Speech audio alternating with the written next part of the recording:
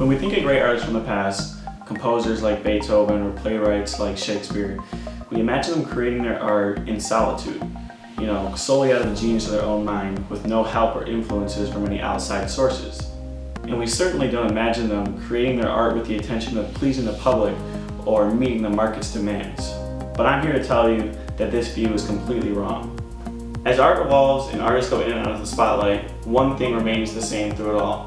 It's that the art that can meet the market's demands is the ones that stick. How many paintings have you seen with religious implications in them? That's because of the high demand of the Catholic Church. And 100 years ago, that was the main market, and that's what artists were creating for. But to meet that demand, artists couldn't simply do this alone. They needed help. Take Peter Paul Rubens, for example, the greatest painter of his time. To meet the demands, oftentimes he would just sketch out a painting, give it to his students, let them finish it, and then put the final touches on it later, so that way he could mass produce his paintings. Take Pablo Picasso, for example. He died a billionaire. Do you really think that he got there by only creating art for himself and not, listening to what the market had to say? No, he was obviously creating for customers. The fact is, artists need this help to reach the demands of the market. If you think this is cheating, then you probably have less than 10% of the art available to you today.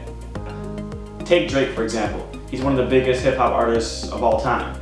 If you were to hold him to the standards of artists from hundreds of years ago, the perception that we have of him, and say he had to only work alone and his art was created solely just from him, I guarantee you he wouldn't be nearly as big as he is today. His last album, Scorpion, had 25 tracks. Within those 25 tracks, he had 144 writers and 44 different producers. And that's not even counting the people that did his marketing, his album cover art, his tour, set up all that stuff, his managers, things like that. I mean, it's hundreds and hundreds of people that go into one artist, that go into creating art. So obviously it takes a lot of people, a lot of help to create influential art.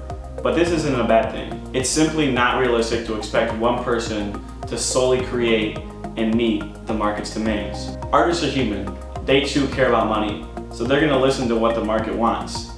If they can create hundreds of paintings and only do half the work, but have other people help them, they're obviously gonna take that opportunity because it's a win-win-win.